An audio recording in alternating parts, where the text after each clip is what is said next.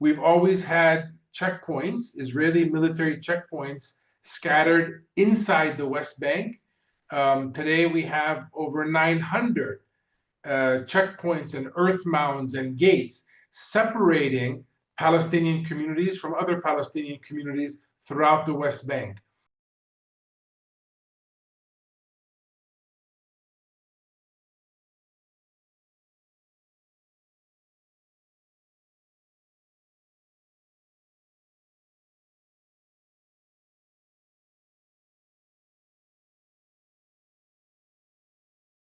Well, good afternoon, everyone. My name is Michael Spath, and I'm the Executive Director of the Indiana Center for Middle East Peace in Fort Wayne, Indiana. I'm also on the board of ICAHD USA and the other co-sponsor of this webinar. This is the first of a two-part series on the dangers of Israel's and the United States normalization agenda, the devastating effects it has for Palestine, and what an anti-normalization campaign might look like. Sam Bahour is a highly respected Palestinian-American businessman, commentator, and activist living in Ramallah. He's a policy member of Ashabaka, the Palestinian Policy Network. Sam was instrumental in establishing the Palestine Telecommunications Company years ago, an Arab Palestinian shopping center, and he's currently helping to train future business leaders. Jeff Halper is a Jerusalem-based political analyst and activist. He's the founder of the Israeli Committee Against House Demolitions and is a participant in the One Democratic State campaign.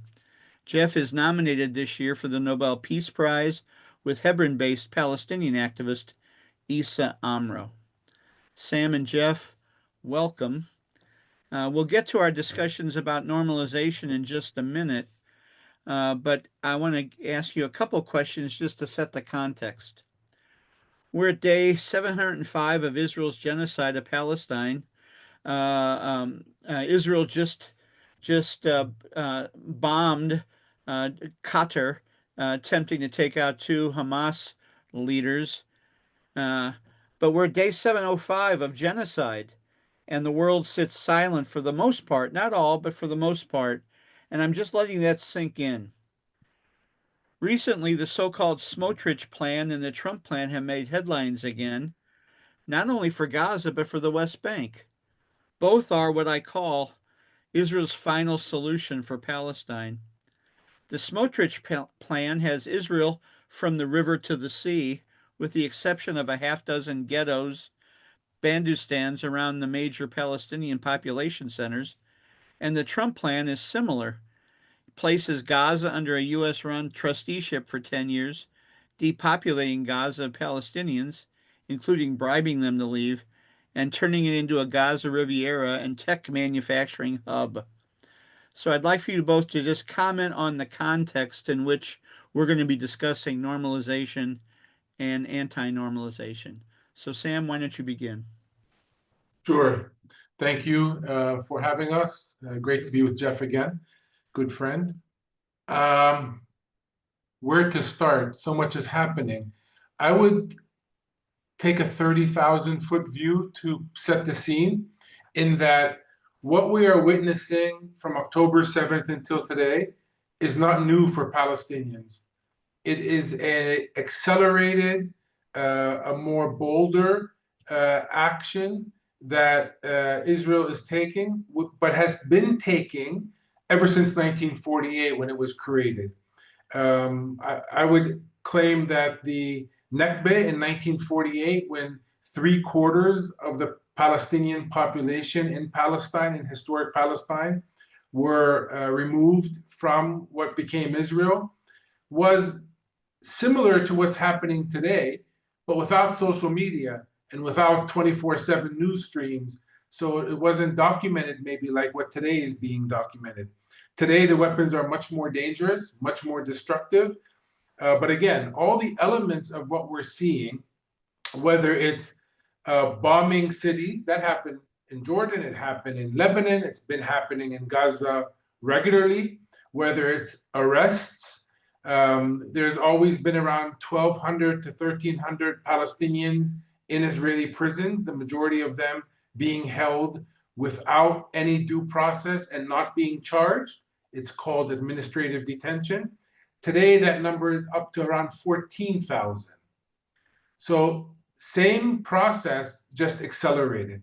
We've always had checkpoints, Israeli military checkpoints, scattered inside the West Bank.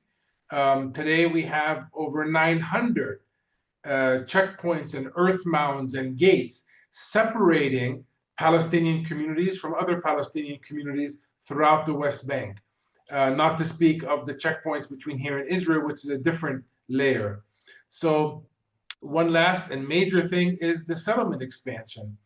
Israel, successive governments in Israel have continued to build Israeli settlements for the last 40 years. That has accelerated as the world's attention has been focused on Gaza. Last year was the largest land grab by the Israeli military in the West Bank since 1967. Displacement of people as well has been the largest since 1967. Inside Gaza, set aside for a second, that's catastrophic. But inside the West Bank, which is not even getting attention, you have over 40,000 Palestinians in the north of the West Bank, which have been kicked out of their homes in refugee camps in Jenin and Tulkarem, and are living in mosques and school dormitories and so forth for, I believe, 4 or 5 months now. The camps are being destroyed as they're watching them from afar. So again, the elements of what we're seeing are not new to us. The acceleration and destructive power is. And I'll stop there. Thank you, Sam. Jeff? Well, thanks for having me, and it's always good to be with Sam. Well, if Sam began from 30,000 feet, I'm going to go up to about 40 or 50,000 feet. You know, we often say that Zionism is a settler colonial movement. That's become a kind of a mantra in a way. But it is, and it's a very meaningful concept. It shouldn't be used just as an accusation, but it means something. And what it means is that the very purpose of Zionism, from the beginning at the turn of the 20th century until today, is to Judaize Palestine. Now, that's a really important term that we don't use very often, maybe because it sounds vaguely anti-Semitic. To Judaize Palestine. It's a term that Zionists used. It's a term the Israeli government uses in official policies. We're Judaizing the Galilee, we're Judaizing Jerusalem, we're Judaizing Judea and Samaria, and so on. Judaization means transforming an Arab country into a Jewish country. Now, genocide, ethnic cleansing, occupation, apartheid, conquest, violence, all these are built into that process. You can't take someone else's country, remove them by force, take their land, and replace them without obvious violence and genocide. So that violence is built in. And in Judaization, you try to eliminate or erase the Palestinian presence completely. Now, there's different stages of it, but the first part of the Judaization process, of course, that we're still involved in is taking the country. And I think and this is where normalization comes in, because you Judaize, in other words, you continue to expand and build settlements. That's why it's called settler colonization, because it isn't like the British colonized India, is that you're actually creating facts on the ground. You're not only displacing Palestinians and taking their lands, but you're replacing them with Jewish settlements, Jewish settlers, right? Infrastructure, so that it's in a way you're burying Palestine behind a physical layer, beneath a physical layer of infrastructure, settlements, and actual people, and then changing the names of every place to erase the presence of the Palestinians. And the way settler colonialism wins, and this is why I think this issue of normalization is so crucial and urgent, is by normalization. It's simply normalized. Think of the United States. which is a settler colonial country with genocide built into it. Everything I've talked about, happened in the United States until today to some degree. But it's the United States. It's Americans. I mean, even the Turtle Island people are called Native Americans. I mean, Indians is already a colonial term, but Native Americans is kind of no less. They're Americans, but instead of being Jewish Americans or Asian Americans or African Americans, they're Native Americans. They're still hyphenated to some degree. And this is normalization. Everybody's an American. And you forget, it buries and you forget the crimes of the past and what happened in the past. And that's where we are. We're in a pacification process. And I'm sorry, we're in this normalization process that then culminates with the Abraham Accords. This is why it's so urgent, because this is just, we're on the cusp. Half of them have been completed with the Emirates and Bahrain and Egypt and Jordan before that and so on. But now we're waiting for Saudi Arabia to join in, maybe even Syria. And then you normalize not just the state of Israel, but normalization means normalizing the facts on the ground. It's not a negotiation. In the Abraham Accords, the Palestinians were never consulted. I don't think there was ever a meeting, to really bring them into the process. It's not negotiations. It's imposed on the Palestinians. And like you said, Michael, the maps show that it's apartheid. Israel gets 85%, but if the Smotrich map that came out this week is true, Israel gets more than 90% of historic Palestine, and the Palestinians are then squeezed into these little enclaves on less than 10% of the land. But what precedes normalization is pacification. You have to break the resistance altogether, because the Arab countries and even the United States and Europe can't join in with normalization as long as there's fighting taking place, as long as you see Palestinians. So not only pacification means not only destroying Palestinian resistance, but also erasing its presence. And I'll say just one more sentence, because I know I'm Michael wants us to be more pithy. And that is that, Netanyahu talks about total victory and, destroying all of Gaza, every Hamas fighter. And even the Israeli army says, what are you talking about? There is no such thing. You can't kill every Hamas person. The Israeli public says the same thing pretty much. But he knows that Netanyahu is smart. You have to listen to him. What he's saying when he says total victory is, not only do we have to break the Palestinian resistance, but if there's even a hint of it, if there's a Palestinian presence that's detectable on the ground, where people can still say, hey, maybe where are the Palestinians? Or here are Palestinians, where are they in this equation? Or they're still resisting, normalization cannot take place. He has to erase completely the Palestinian presence. And that's why you have this surge in violence today, because we're in this pacification process, like Sam says, in the West Bank, even more so to some degree than in, not in the scale, but Israel needs the West Bank. That's where it's expanding to.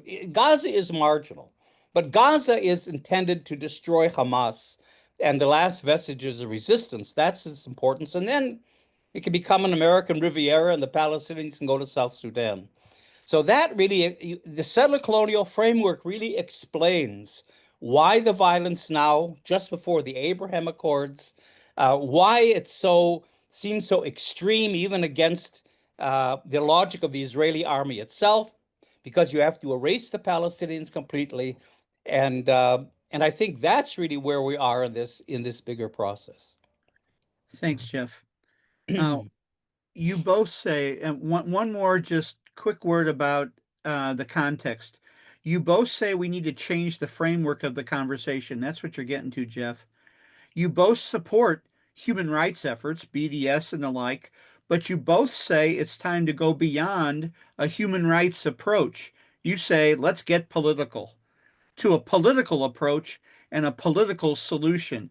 So I want you to just take a minute to distinguish this political approach that goes beyond the human rights approach. Jeff? Because most of us activists in the West embrace completely this human rights approach, and you're saying yes, but more. So, Jeff, please. Well, I mean, the human rights are not political in a sense. In other words, you can human rights are the ground, the basic framework in which people live. Uh, I mean, there's all kinds of rights that we have, but if you're trying to find a political resolution of how Israelis and Palestinians can live together, or how there can be justice here, or how do you decolonize, what polity, what kind of a state or society or entity is going to replace the colonial regime we have. Human rights don't tell you that. Human rights can say, look, the new country should have it should be democratic, it should have equal rights for everyone, it should conform to norms of human rights, but it doesn't tell you what the economy is going to be like, what the political framework is going to be like, what the school system is going to be like. In other words, there has to be a political program that kind of takes into account, or takes for granted that human rights will be built into it. But the whole idea that you hear from, and I think it's in a way a sense of despair. You hear a lot from Palestinians, including young Palestinians. Um, we don't care what the political solution is. We don't care 1 state, 2 states, 10 states. Just give us our human rights. And first of all, the idea is we have our human rights. Then somehow the occupation will simply collapse from the weight of its own illegality and immorality, and we'll have human rights, and then it'll work out from there. That's what I don't accept. I think you have to have a political program. And of course, one of the problems we're facing, and I understand it completely, is that a lot of Palestinians are saying, look, while genocide is going on, don't expect us to envision life with Israelis or a future, or it's not even appropriate to talk about the political at this time. You hear that a lot. The problem is, of course, that we have to multitask because the political is happening, whether we want it to or not. The Abraham Accords are coming down the pipeline, and we've got to become political. That's why I say we have to get political. Thanks, Jeff. Sam? Yes, I'll start with where Jeff ends, because that's where I say regularly as well. We need to get political. The human rights framing is 100% proper and should never stop. Not for Palestine, not for Israel, not for the United States. That is a theme that we should always have in the back of our mind. But we are engaged in a political conflict par excellence. And if we acknowledge that, then we have to acknowledge who are the political agencies that are affecting this political conflict. And here I want to bring in an element which is super crucial at this point, which is the Palestinian political agency. We're not observers to what is happening to us. And it would be hard to see what Palestinians are doing because from a political agency point of view today, because it's not much. And that is a fault that will come back to haunt us. It has in the past. Let me give you an example. The Palestinian political agency reached a point where they have adopted and bear hugged a two-state solution, recognizing the state of Israel, something Israel never, ever did to the Palestinians, which is recognizing two states clearly, and for sure, never recognizing the Palestinian state. Because we had a political agency, a political leadership that did that, this is not Walmart. You can't return what political capital you spend. You pay the price for that. And to turn it around requires, blood, sweat, and tears. And maybe that's what we're going through during this period in Gaza. Maybe that adjustment is being made. But that was political capital that was spent. The younger generation is looking at that and saying, you spent political capital over and over again on an agenda that the international community has not only brushed aside, but is clearly saying in public, on TV, you will never have a state. We don't accept it. Not only that, we don't even accept that you're under military occupation, the US and Israel say. So it's the bare minimum of understanding the parameters of this conflict that the West is refusing to accept, that make the younger generation question the past Palestinian leadership's actions. And that brings us today to today. We have a Palestinian leadership that was elected 17 years ago. They have lost all popular legitimacy, and they are in dire need for re-legitimizing themselves so they can continue to play the political agency role that they have played. When Trump was first elected in his first term, the Palestinian leadership actually did something proper. They stood up and said, we are not part of this plan, peace to prosperity, because what you're proposing is not a state. You're calling it a state, but it has no characteristics of a proper state. Israel remains in control. So this is military occupation by a different name. They paid a price for that. The Trump administration not only cut off all funds, cut off USAID funds, cut off funds to the United Nations Refugee Agency, claimed the Palestinian leadership as persona non grata anywhere in international fora. That was the first Trump term. Trump gets reelected, surprising everyone, I think. And now it's not about Trump. It's about Trump implementing the Heritage 2025 plan, which is written exactly what the plan is, which is no Palestinian state, Israeli dominance not only in Palestine, but in the region. And we're seeing that play out. So the fear and the urgency to stand up today and say, normalizing this reality, Saudi Arabia and Israel thinking that they can get in bed together and forget the Palestinians and it's just all going to go away, is super, super important. Item is that the Palestinian leadership does not sign on the dotted line. I would claim, and I had a 3-hour discussion with Jeff in Ramallah a couple of weeks back on this, if the Palestinian political agency does not sign on the dotted line, which they have not done yet, thank God, there is no deal. They can claim 100 Abraham Accords. If the Palestinians have not come forward to sign the dotted line, that cannot be a sustainable arrangement. The fear is, and indications are pointing to this, that Abbas is seeing that Trump's administration has hegemony in the region. The Arab world is not rising because those Arab regimes are making sure that the Arab people can't say what they really believe. So I feel that he may be looking to gain legitimacy by appeasing Trump in order for him to be invited to the second round of the Abraham Accords, especially given Saudi Arabia is saying we have to have a Palestinian state. What they really mean is we have to have a Palestinian sign the dotted line. I don't think they really care where the line of the state is or how the economy is going to work. You know, Sam and Jeff, you've both kind of set the framework for my next question, and in fact, you've kind of anticipated it. You've already talked about what I have here in my question about selling apartheid as a two-state solution. You've talked about, Jeff, Judaizing Palestine. You brought up the Abraham Accords.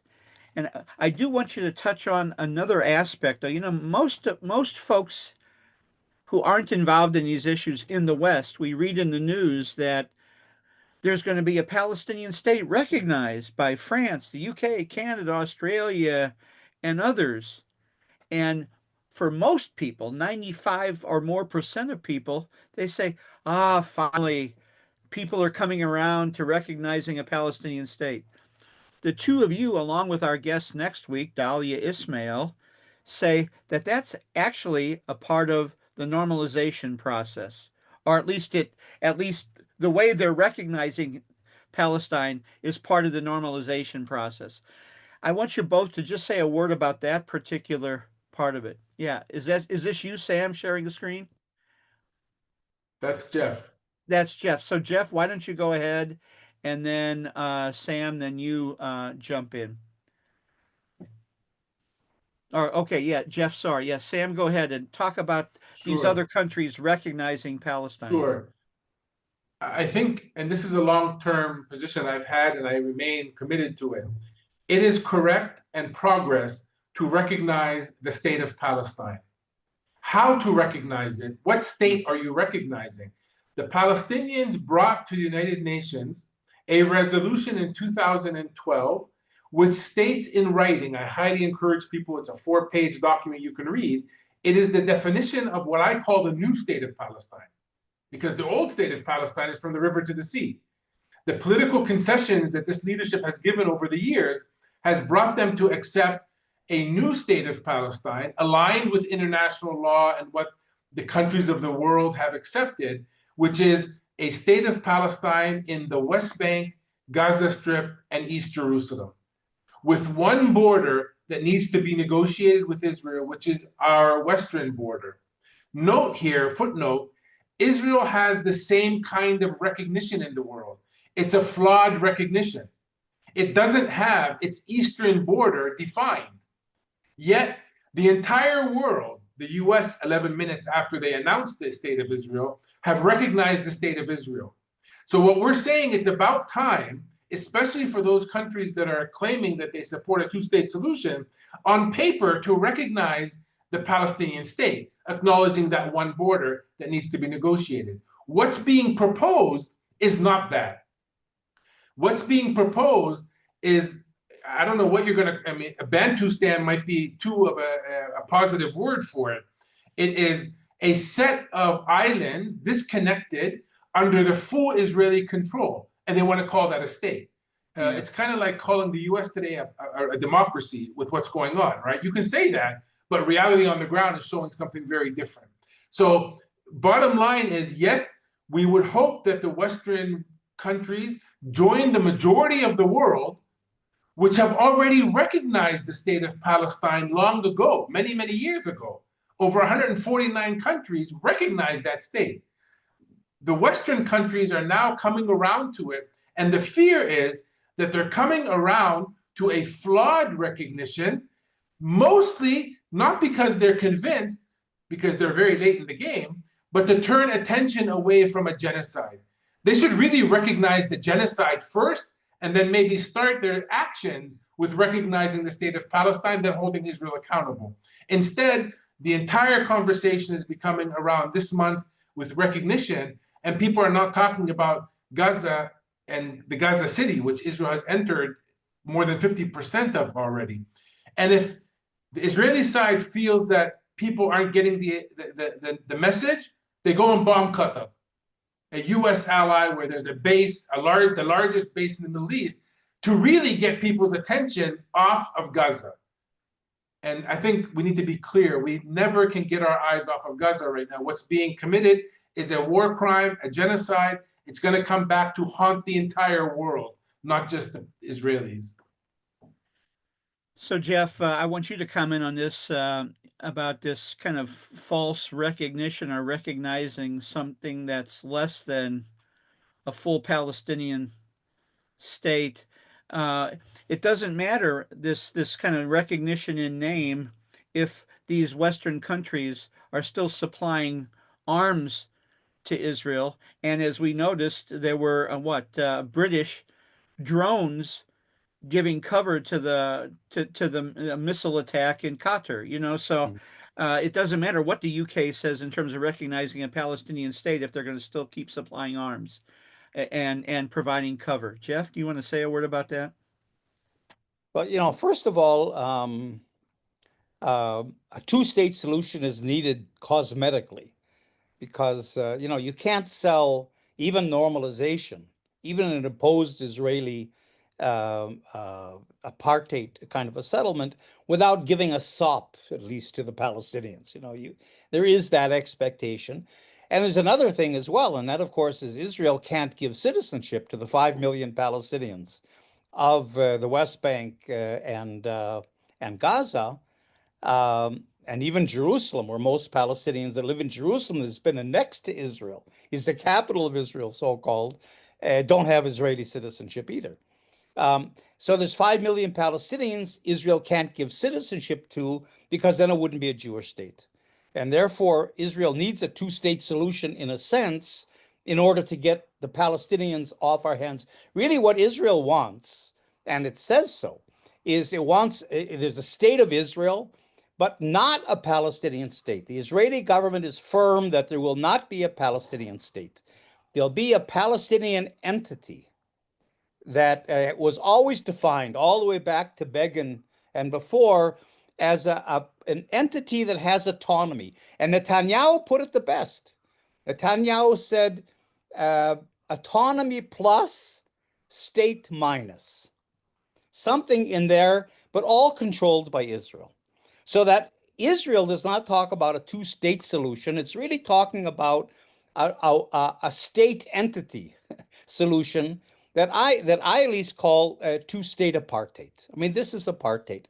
And we don't have to be, we don't have to guess at what the parameters of this are, because it's very clear in the map that that Trump presented. In 2020 already, in the Abraham Accords, and more or less, this, I don't think the map has changed a lot, except that probably the Palestinian areas have gotten smaller because of the settlements in the meantime. But just to give a visual to what Sam was talking about, and let's remember also that the Americans do not have a policy towards Israel-Palestine. This is all dictated by Israel. Every administration, Republican or Democrat, simply accepts the Israeli dictates. They might be the ones to present it. And also, let's not forget that at Israel's insistence, the United States is the only mediator allowed to mediate, to negotiate between Israelis and Palestinians. Europeans are not allowed. Now you've got this conference coming up on September 23rd at the UN that the United States and Israel are boycotting. And not that, as you well know, Trump revoked the visas of the 80 members of the Palestinian delegation, so they can't come and participate. So the meetings have moved to Geneva. Why? The United States supports a two-state solution. Europe is no better than that. They support this two-state solution. Why are they boycotting? Why is the United States so much against this?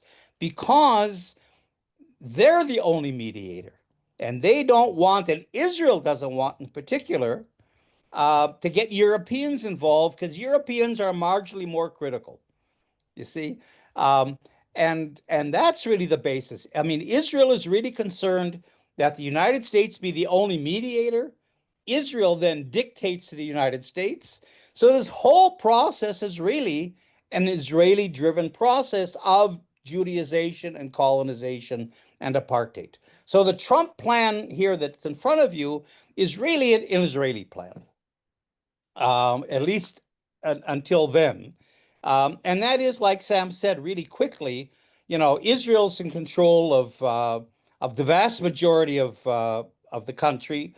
The magical formula is 78%, 22%. Israel on 78, Palestine on 22. So the more, even if Israel takes East Jerusalem and the more fertile lands of the West Bank for its settlements and the water and the resources and the border and everything else, the Trump plan is to give Palestinians a kind of a compensation to keep that 22% ratio. And that's where you get these islands in the barren Negev desert along the border with Egypt. So Israel takes the rich land of the West Bank and fragments the West Bank into these enclaves. And then, just so it looks better cosmetically on the map, they'll get close to 22% because they'll get pieces of the Negev desert. Well, that's gone now with the destruction of Gaza, and probably the loss of the north of Gaza to Israel. Israel will probably settle that part of Gaza. And with the plans that both Israel and the United States have of actually transferring by force the Palestinian population, even these cosmetic elements in the Negev here are irrelevant today. So that we're talking about something much smaller. But the point is apartheid. Israel controls all the borders.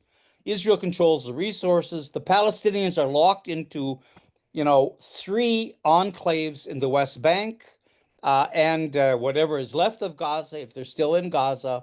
And that becomes the two entity or the state entity solution.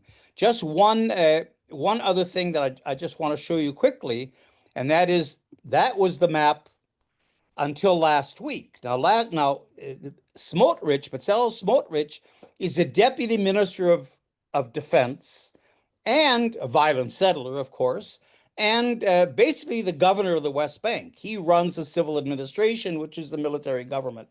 This is the map that he presented. It's an official Israeli government map. Jeff, we're not seeing the map. We're seeing questions to ask of any proposed plan. So yeah.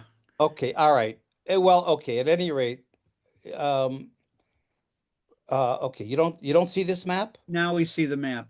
Okay, so I just really quick, I'm going to finish on just, you see, now the idea isn't Palestinian enclaves that even look like 22%. Now the idea is, like I said, Israel's now on more than 90% of historic Palestine.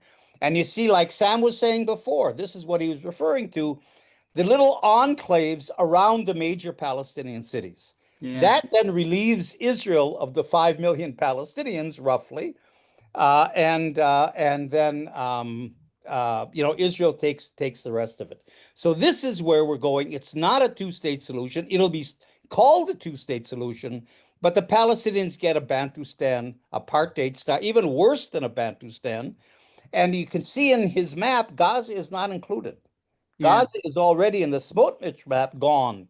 It's settled by Israel. It's controlled by Israel. So this is really where Israel is going. So now the problem, just the last sentence, the problem with the Europeans, France, and also Saudi Arabia, people talking about the two states, we're going to recognize a Palestinian state. Well, if you call these yellow areas a state, don't forget the Bantustans in South Africa all had presidents and prime ministers and chiefs and so on. It failed, that plan, because the international community never recognized the South African Bantustans. They saw them, for what they were. Here, the danger is there'll be this Bantustan that will be recognized by the international community, because you can recognize a Palestinian state, you can have a Palestinian president, and this is the state. These little yellow islands. And that's where, there's a real danger of the two-state solution and recognizing a Palestinian state being a cover or even enabling Israeli apartheid. Thanks, Jeff. Sam, you and Jeff particularly here has talked about the implications within the political realm. You're a businessman, activist. You've specialized in business development and startups. I want you to say more about how this normalization and anti-normalization process manifests itself in the world of business, industry, tech, in the economic sector, and include maybe your take on Norway's recognition of Palestine, but included with that its divestment from Caterpillar and 5 Israeli banks. Sure. If you allow me, I'd like just to show that map that Jeff showed in English, just to make the case, because I was going to show the same one. That's the map. That's the green part that we're supposed to be building our economy in. So that's what's being recognized as a state by these Western governments, or at least proposed to. This is the Israeli envisionment of such a state. I don't even think they call it a state. This is started by the Minister of Finance, who's, like Jeff said, is the governor of the occupation within the Ministry of Defense. This is what he's talking about. But I wanted to make a point here, because we shouldn't be surprised. This was 2 weeks at the UN before October 7th. Israel from the river to the sea. No wonder Palestinians keep playing on those words. Just wanted to make a point there. But in terms of economy, I mean, I don't know where actually to start. The private sector in the West Bank, I mean, we have 40% of our population under occupation is in Gaza. So from a pure business perspective, we've lost 40% of our consumer base and 40% of our working population.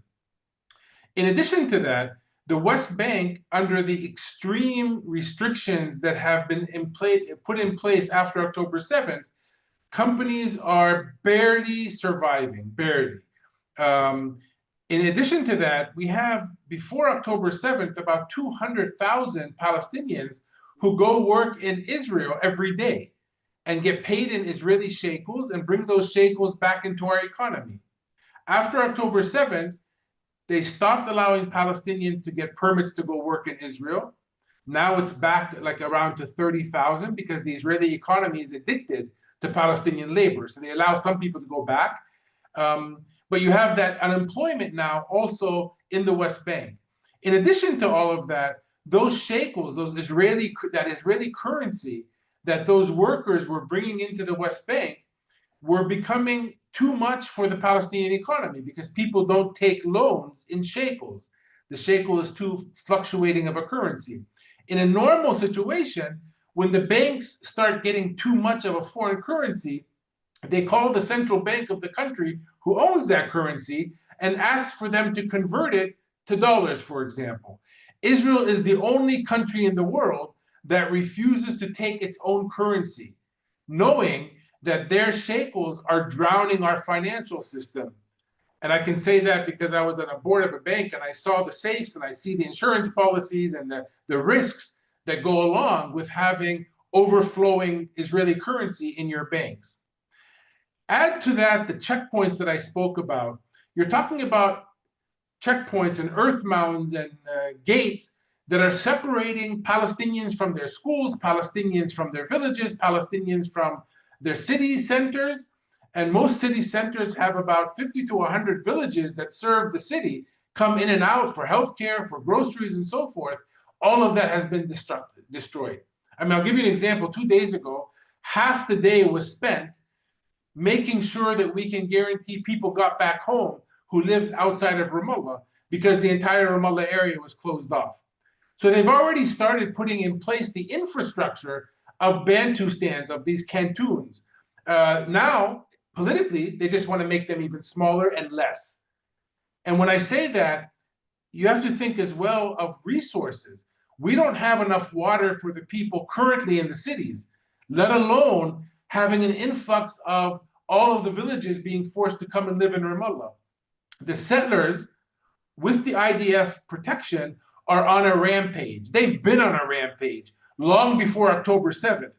2023, before October 7th, was the deadliest year for settlers killing Palestinians, including American citizens. Now those settlers, a month ago, took over the pumping station that serves about 15 Palestinian villages around Ramallah. The location is called Ain Sinya. And now those people from those villages are demonstrating in Ramallah in front of the water department saying, Palestinian Authority, you have to do something. We don't have water. So the resources cannot serve the political envisioning, nor do the political aspirations of the Palestinians. We can't even entertain what is being offered. And the US knows that, and Israel knows that, and that's why they're boycotting people and forcing people not to come to the UN, because if this opens up, the hypocrisy is going to be overwhelming that anybody can be able to see it. We've been talking about the normalization process, and I think people are we're getting it according to how you've been describing it. I want to start shifting over to what anti-normalization is all about. And I want to incorporate in my question from both of your mutual friend and mine, Don Wagner. So we and Jeff mentioned about multitasking. So while we need to call for a permanent ceasefire, humanitarian relief, and the rebuilding of Gaza, and reparations, as Don puts it, from the U.S., we also have to begin this anti-normalization process in terms of this political framework, this multitasking that you were talking about, Jeff. So what does an anti-normalization campaign look like that takes into consideration the devastation of Gaza and the ongoing devastation that's occurring in the West Bank? Jeff, why don't you weigh in, and then Sam, you weigh in with that. Well, a normalization, again, is not a negotiation. I mean, here's where Sam and I disagree in that I think it could be imposed without the Palestinians. Sam doesn't believe that, but I tend to think that. because the Palestinians aren't really a party to this whole thing. They're not. This is a state actor movement, normalization. It has to do with states, with the United States, Saudi Arabia, the Arab regimes, and Israel. And the Palestinians are non-state actors from that point of view. And of course, the Palestinians would not agree to anything except a genuine two-state solution, where they really had territory. Even that's not just, but a genuine two-state solution would mean Palestinians would get all of the occupied territory, including East Jerusalem, and control of their borders, and territorial contiguity, and a viable economy. All those sorts of things that Israel absolutely refuses. They're not even close to anything like that. And so and the problem with normalization, it's not only imposed, but you don't go back. I mean, Sam was saying you don't go back. In other words, in negotiations, the issue was with Oslo, how much of the 22% of Palestine can the Palestinians get for a state of their own, where the border might be moved here, and can we get this land and that? So what normalization does is it takes the facts on the ground, and this has always been Israel's strategy since before 48. Settlements strategically located that they determine the boundaries and the borders and the land taken. And those facts on the ground, they become the basis of normalization. You see, so now Israel is rushing to grab as much as it can. That's where you get the violence in the West Bank, and massive tracts of land are being expropriated, or farmers and shepherds are being pushed off, because whatever Israel manages to grab before the Abraham Accords are completed and signed is Israel. That's and that would be normalized, you see, and so that's the danger. So the first thing, the most important thing to do is to understand the importance of normalization within this settler colonial framework. And the problem is, of course, that most people that support Palestine are activists. I mean, they're not academics. They don't really understand what settler colonialism means. Normalization is such a gray, dry academic term. I can get people on the streets. There were 300,000 people a couple of days ago in London on the streets around genocide, occupation, apartheid, colonization, military violence. Those things I can bring people out. Normalization, and that's the problem we have. We're not built, because social movements aren't built this way. We don't have the organizations we need in order to mount, and this is what I think is most urgent, really urgent, a campaign against normalizing Israeli apartheid.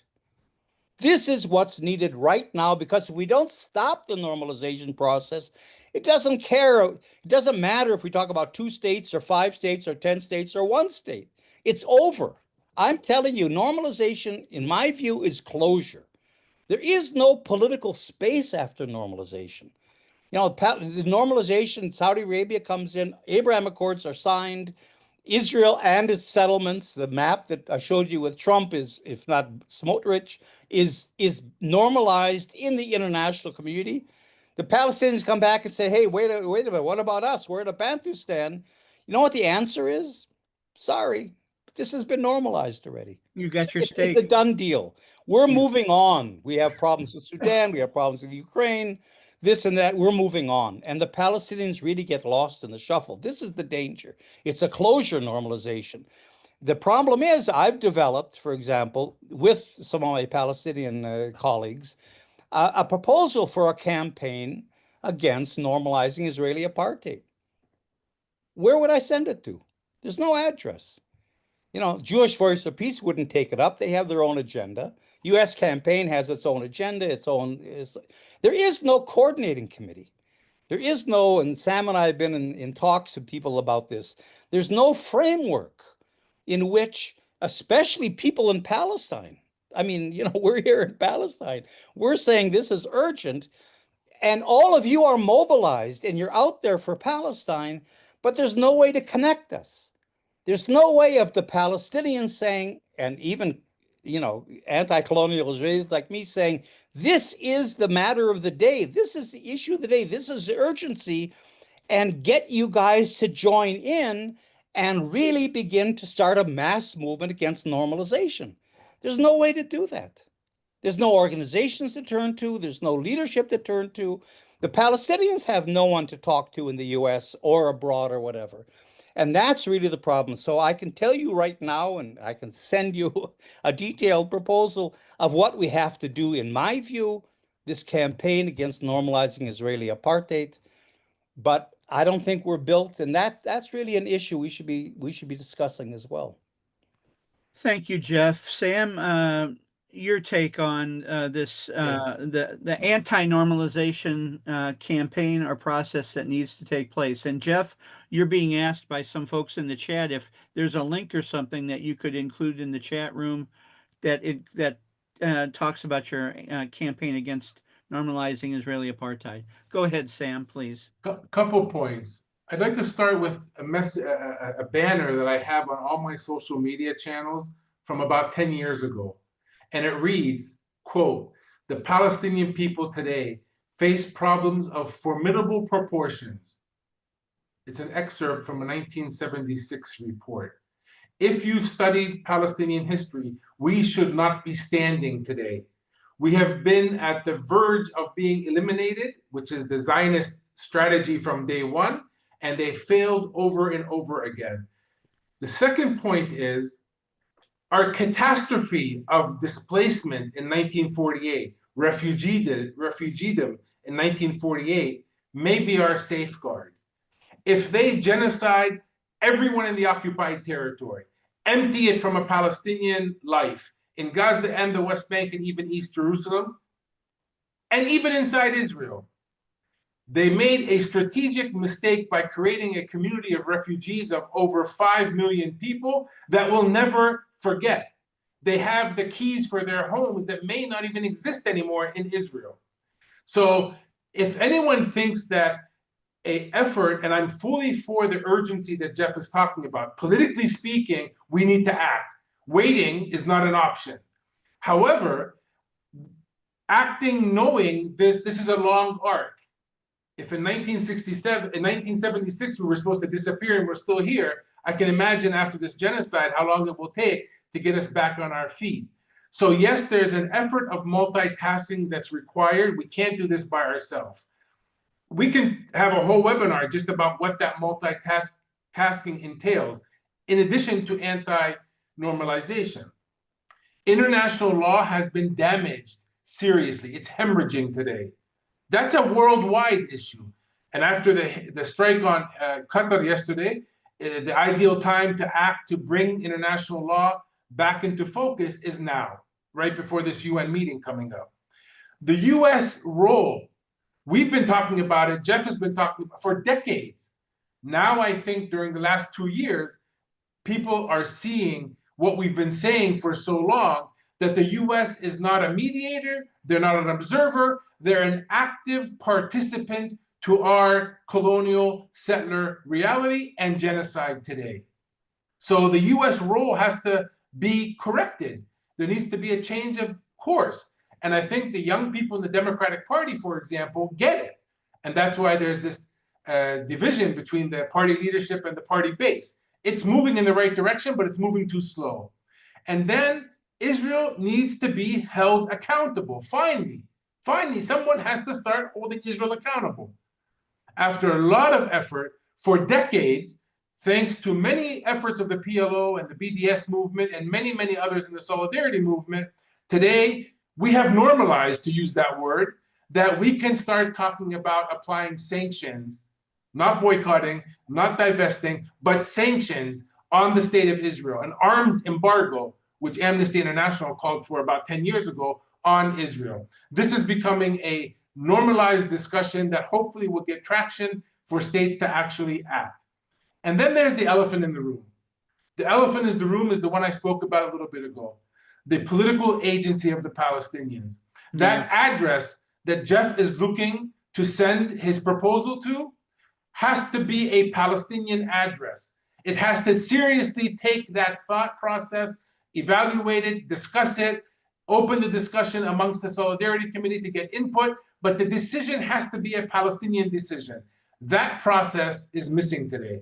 And that's where a lot of our work these days are going, to get that back on track, which is not an easy task, especially when you have the US blocking any attempt for Palestinians to reconcile. Both of you have deep, deep connections in the U.S.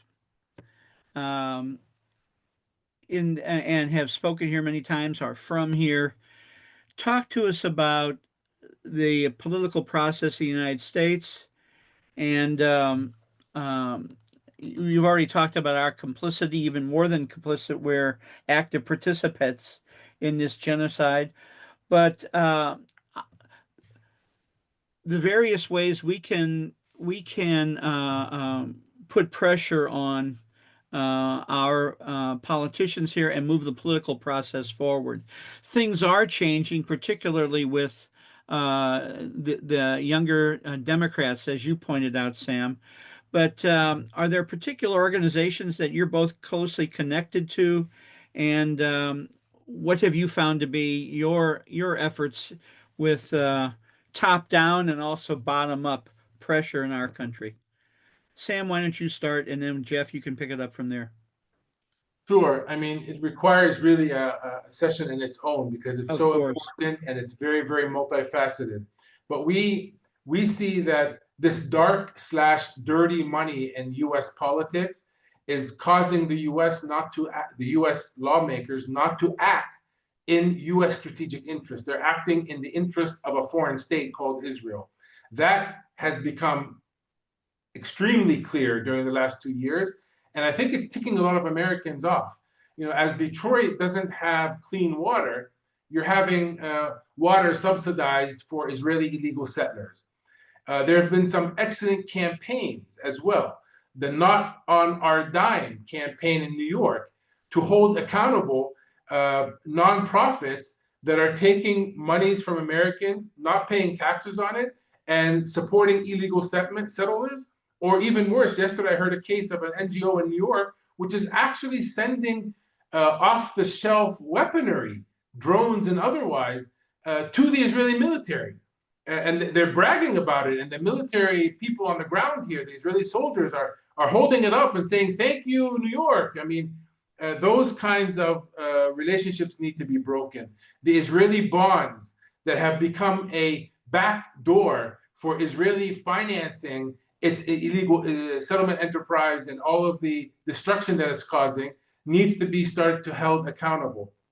And then there's too many to mention. I mean, I'm a board member of Just Vision, which produces documentaries, long-form documentaries to get people to understand what's happening behind the scenes.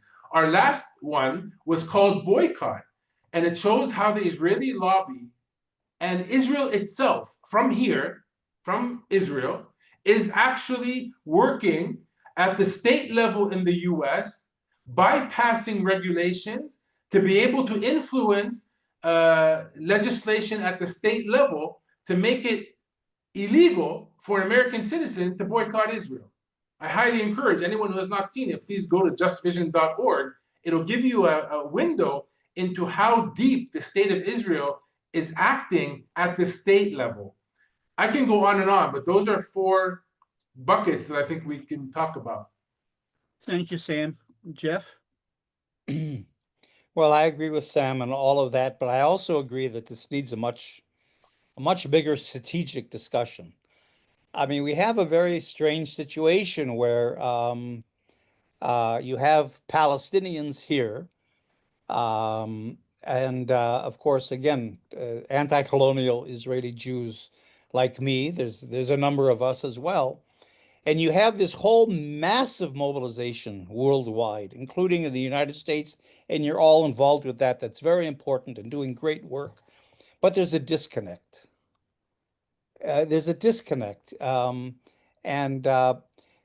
Somehow, you know, the groups abroad I mean, all these campaigns are important. I think also of BDS, and there's all kinds of BDS campaigns. But again, they're disconnected from the politics of it all. It's protest, it's activism. Sometimes it's lobbying for some particular thing, like stop arming Israel, which is pretty important. You know, a ceasefire in Gaza, which is urgent. I mean, they're not that these are marginal issues; they're important, but they're specific issues, and maybe they could be done. And it does give a certain concrete ask or demand of us towards our political leaders, but it still doesn't get to the political, to the political, and it doesn't address the urgency on the ground that Palestinians think. So that I guess, I mean, there's a lot to say, but I guess I would just ask, um, maybe since this is an American webinar more, but all over the world, that groups abroad reach out to Palestinian groups, people like Sam. I mean, there's a lot of Palestinian groups around. I think another issue here is we don't have, like Sam says, the organization yet here either. We've been talking about that. But to try to bring in more Palestinian voices, to reach out to more Palestinians that are here, and not only to have them speak at a webinar or this or that, but really to ask them and get our organization to ask them, what are your priorities? What are the issues there? What would you like us to be advocating for? And what analysis do you have? How can we better move ahead this whole political issue? So I think we have to move, we have to try to repair that disconnect, bring the Palestinians here more into the discussion, and at the same time, as we're doing all the important specific lobbying and campaigning activities we are, to try to bring in the greater political issue. And that's where, I mean, the one question we can ask that comes out of this webinar is, if normalization is really an urgent and almost existential issue, I think this normalization process is the greatest threat to the Palestinians since the Nakba. I mean, it's nothing less than that, but it's not in the political discourse. It's not reflected in the activities of all the groups abroad all over the world.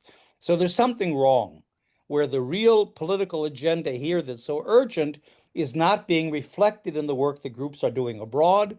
And a lot of the work that groups are doing abroad are at their own initiative and not really in conjunction with Palestinians here. And so somehow we have to begin to talk about bridging that divide, I think.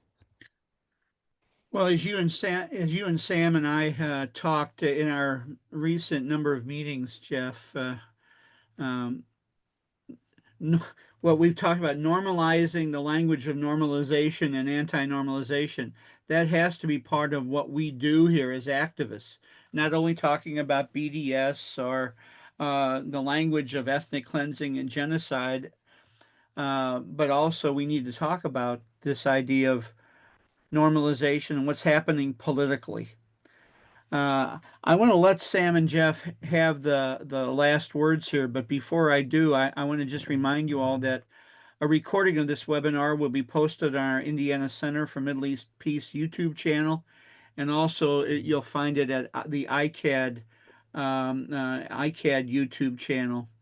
Also, next week, same day, day of the week, same time on Wednesday, September 17th, 12 noon Eastern Time, we'll continue the conversation about normalization and anti-normalization with Palestinian Italian activist Dalia Ismail, and I have put the Zoom registration link in the chat room. So, parting words, and please, Jeff and Sam, if there's ways that we can get in touch with you, the people on the Zoom call here, there's a way that they can follow you, a place that they can follow you. Sam, you have your link for your blog and all that you post, and Jeff, maybe you can put that in the chat too. So, Jeff, parting words from you.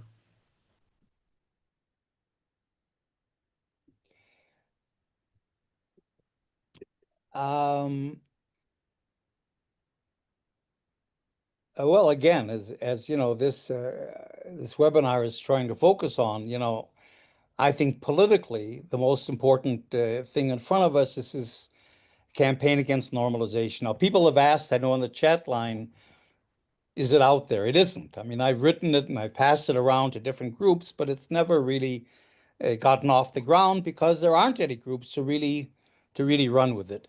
And BDS won't take it because BDS, as good as the work is that they do, they're not political, and they will not get too involved in political things. So there's a whole problem here. The BDS movement has probably the greatest reach in terms of organizations, and it's very well organized, but they stop short of political, and so we're stuck there. They're not, going to take on this as well. So, but what I will do is I'll put the campaign idea on our ICAHD website. You should all look at the ICAHD website, ICAHD.org. Because it's a wealth of resources, all kinds of things that you'll find really useful. But I'll put it up on there so it's at least you can download it and so on. You could always contact me if Mike Mike is saying people want to continue a discussion. Jeff Halper at gmail.com. I'm very available. In terms of the anti-normalization, I'll just end on this. If there's stop normalization should be the great, I think, slogan in a sense, but that's composed of other things. And it's interesting to compare the issues that I think are important in this with what actually groups are advocating for abroad. Stop two-state apartheid should be one. That's one way of rephrasing normalization in a more concrete political mobilizational kind of a way. Stop two-state apartheid, normalization. Of course, end the genocide in Gaza. Stop the expropriation of Palestinian land. I mean, this is happening massively. I don't think that's really a main focus of all the protests that are happening around the world. Stop house demolitions. I mean, thousands of homes have been demolished. Israel's demolished 500,000 homes since 1948. And thousands of homes are being demolished, have been demolished in the last few months. That hasn't become a whole issue.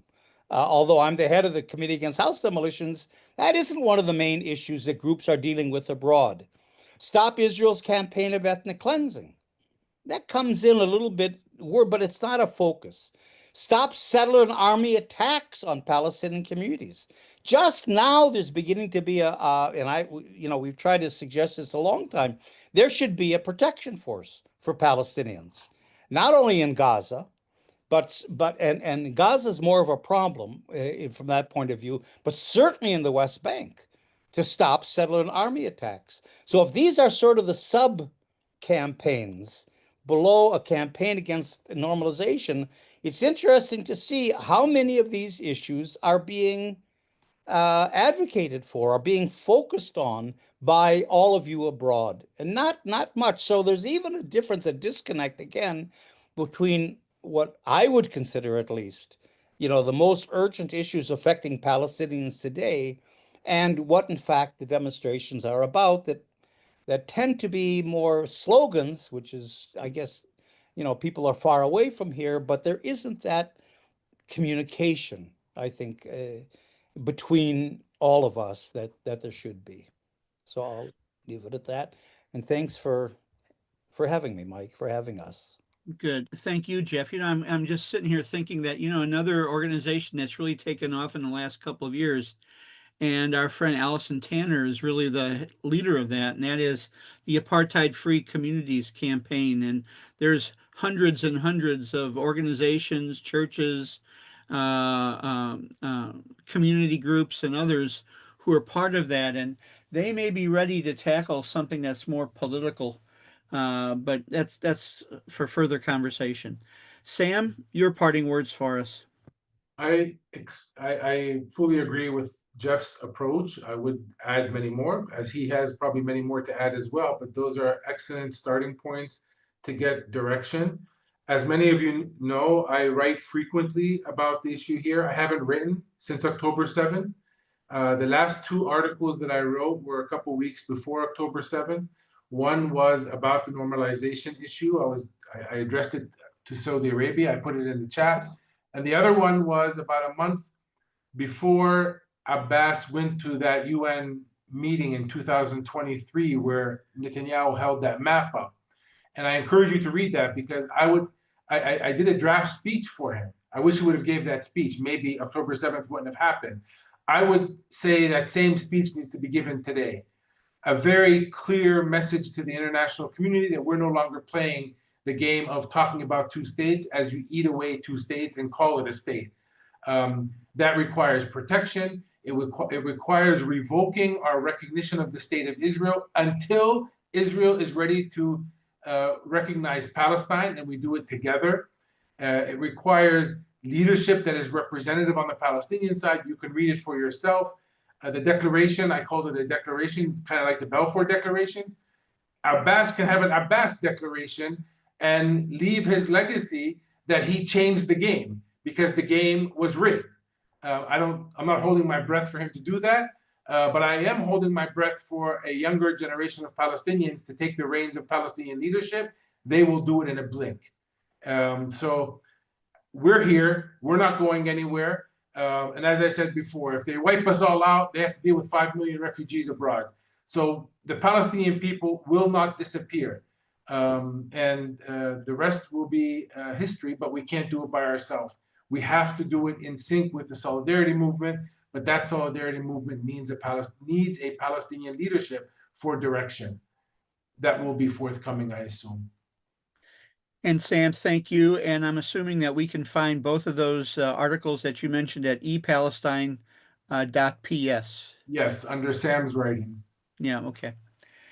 Well, I'm deeply grateful to my two friends, Sam and Jeff, for joining us today. I'm deeply grateful for the partnership of ICAHD and ICAHD USA and co-hosting this Indiana Center for Middle East Peace webinar. I hope that we'll see you all next Wednesday at 12 noon Eastern Time with Dahlia Ismail, where we'll pick these same topics up again. And I want to thank you all for joining us today. Michael, one last word. Please. Yes. One last word. You bring delegations here on a regular basis. I cannot say how important that is for people to come on the ground and, like Jeff said, talk to real Palestinians, see their reality, visit a checkpoint, see a settlement. So I highly encourage you to continue to do that, and anyone on this call who has not come to Palestine to come. And you can come through ICAHD if you'd like. And ICAHD as well. All kinds of ways. We run 2 study tours every year. Great tours. I mean, Sam is a part of those programs. Yep. We're doing one in November.